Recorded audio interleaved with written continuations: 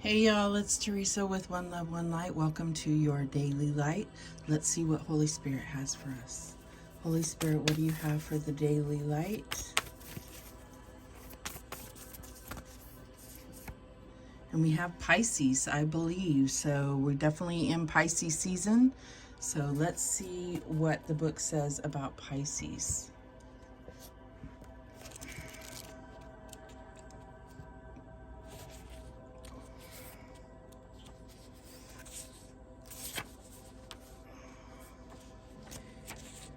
Okay, says, I must be a mermaid. I have no fear of depths and a great fear of shallow living. From Anais Nin, the four-chambered heart, Pisces. In faith and trust, you must surrender to what is. Pisces, the double fish, is ruled by Neptune, god of the waters, oceans, and seas. It is a mutable sign, its home being the 12th house of self-undoing. It is mysterious and unfathomable, unfathomable, but can indicate a life that needs clarifying as well as definition. Pisces is the last sign of the zodiac and symbolizes the old soul, one who has passed through many lives, has picked up much here and there, and experienced almost everything along the way, but sometimes doesn't process things well and tends to repeat mistakes. Pisceans have trouble maintaining boundaries, sometimes even feeling half erased. If you have ever observed a Pisces, you may notice they don't appear as intelligent as they really are. You could even call them gullible or vague until they start cranking out works of genius, and they can be so physically tuned in it'll knock your socks off. Pisces is a beautiful sign with much compassion, denoting true visions that link up with the collective. Those ruled by this sign know much, know it all deep down, but have trouble sorting matters out. They are able to sense deeply, except for certain things extremely bad for them, which turn into mishaps and disasters. But through it all, Pisces still survives. Dreamers, artists, composers, poets, mystics, victims, and prisoners all fall under the rulership of this water sign. There is little doubt that higher consciousness falls under the domain of Pisces. In a superficial way, it looks as if the world is their oyster with their talent, beauty, sensitivity, and a connectedness with the unknown. Pisces sees the best and is an idealist, but the flip side of this is cynicism, which can come in waves. So dreams will lead you now, but clear thinking is a must. You may be extra sensitive to beauty currently. Poetry courses through you. You feel connected to the source. You like the idea of surrendering to what is. Compassion flows. Take advantage of inspiration and channel it into a creative project. If you have a notion or a dream, swim to it. Capture that wave. So there's more here, but it's very in depth. So what I'm feeling is like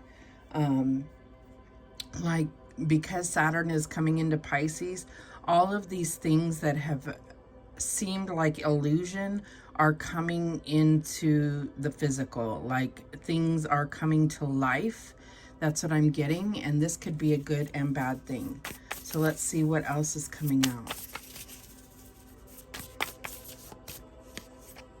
And we have your eternal spirit, higher self, sacred intuition. So this goes right along with everything it was saying about Pisces.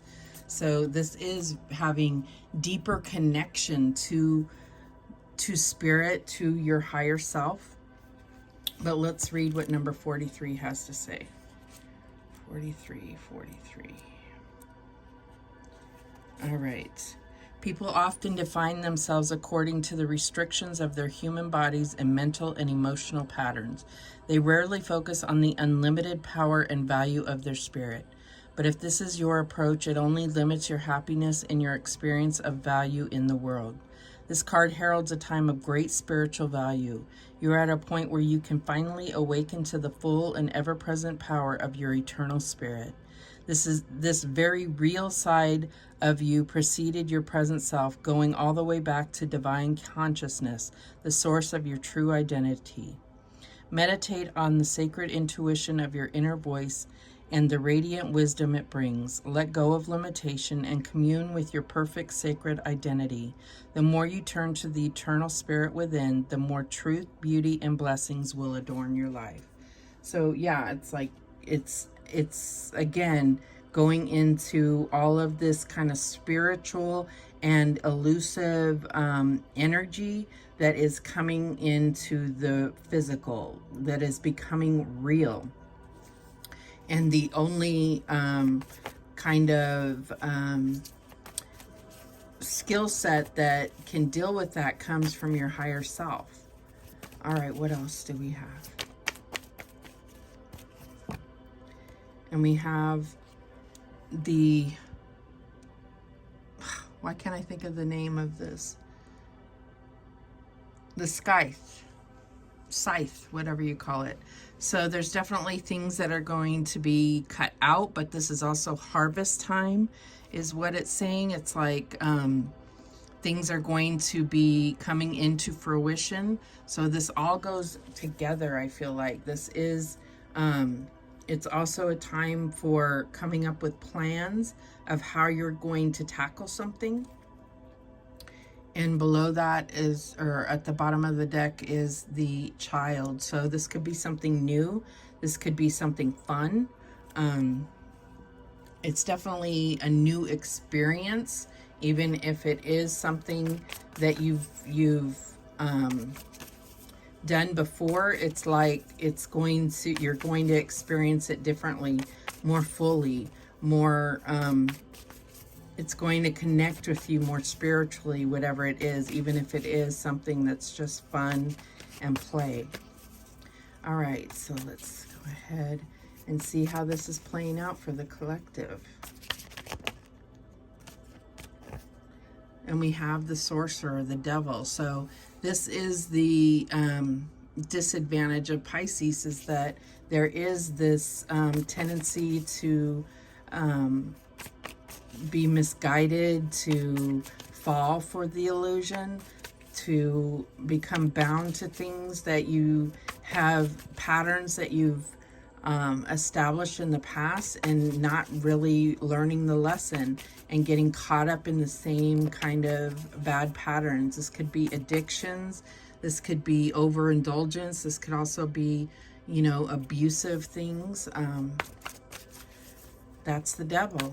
That's what the devil gets you caught up in. But your eternal spirit can escape that prison. All right, what else do we have? And we have the wisdom teacher. Yeah, the hermit. So this represents Virgo, and it is the exact opposite of Pisces. So I feel like there is that internal journey with this higher self, that has the wisdom, that has all the facets of your personality, all the inner child, the shadow, the higher self. It's like it all comes together and can speak to the experiences of past lives, and can speak to the way that you formed your beliefs, bringing light to that. What's the challenge here? And we have the Five of Swords. So there's conflict, and I know that Pisces avoids conflict and tries to be agreeable and tries to avoid confrontation, but this is like a need to go ahead with this confrontation and have confidence in yourself and follow your intuition. What is the advice from Spirit here? And we have the Hierophant. Yeah, so this is based on long, how do I say it? Long learned wisdom. This is about tuning in and utilizing that connection with the divine. What is the outcome here? And we have the Dream Carrier, the Empress. So it's funny because you have all this major arcana, but your challenge is so small. But it can be inflated and made to believe that it's bigger than what it is. The bottom of the deck, the Innocent. Yeah, the Fool. taking a leap of faith, having faith in your higher self, having faith in yourself, in your intuition, believing. You know, you have the Hierophant here. I feel like this is very spiritual. You have the Empress here.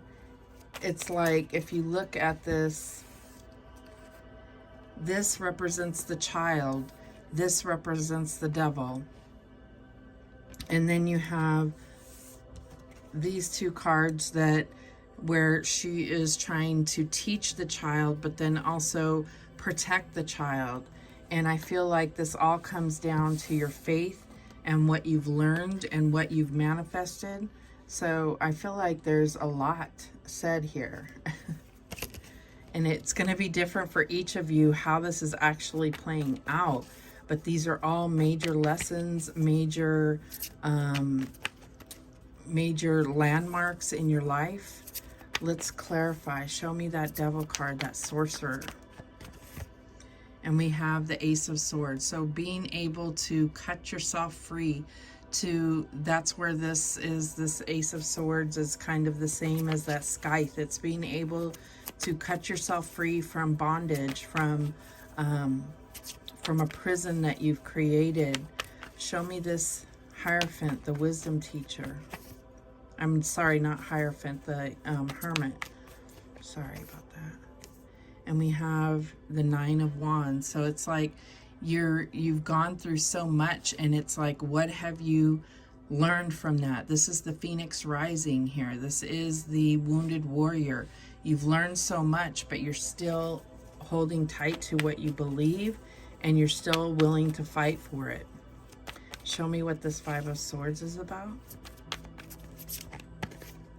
And we have the Ace of Cups. So this is where your ego and your heart are kind of out of whack. And so your actions do not represent how you really feel.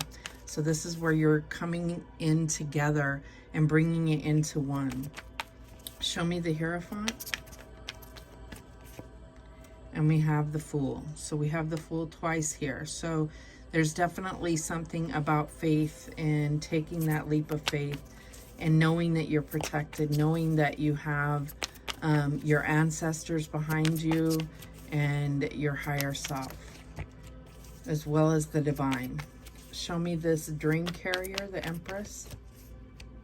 And we have the Knight of Wands. So it's definitely something that you're passionate about. And, you know, look, he's pursuing something that's going to bring him growth and understanding. Excuse me. The bottom of the deck is the Queen of Cups. So this is coming out next to the Fool. So this is really about trusting in your own intuition. This is trusting in your sacred intuition.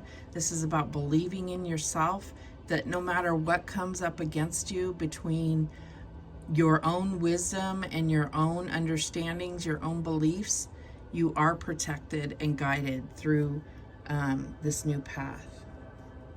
And underneath that, you have the Nine of Cups. So this is what it's going to lead to, but it is going to be a lot of hard work, and there may be disappointments at times, but it will come through with the Ace of Cups there again. And the Master of Secrets, the Magician. So you have this Queen of Cups with the Ace of Wands underneath, and there's the Devil. So what's the difference is there are some things that give you life and growth, and there are some things that are fleeting and momentarily. I don't know what the words are today. I can't English. Some things are meant only to be momentarily gratifying. All right, so let's see what the guidance is. Okay, that one. Okay, so we have this one here. And it looks like a lot of turbulence, but it's still beautiful. So it's about going back to that eternal spirit and understanding that you can remain calm through the situation. Your intuition constantly senses the voice of Spirit and conveys this through emotion and feeling. Spirit's great love and wisdom continuously flows through you like a stream of soft diamond light. Stop for a moment and feel this beautiful flow of energy.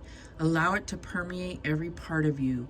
You and Spirit are one, entwined by invisible threads of love. I love that. And I feel like it goes so closely with what Pisces stands for the higher self, the sacred intuition, and the eternal spirit. So those are the messages that came through today. Thank you so much for watching. I do appreciate it. Please, please, please subscribe, and remember, the universe has your back, and so do I. See you tomorrow.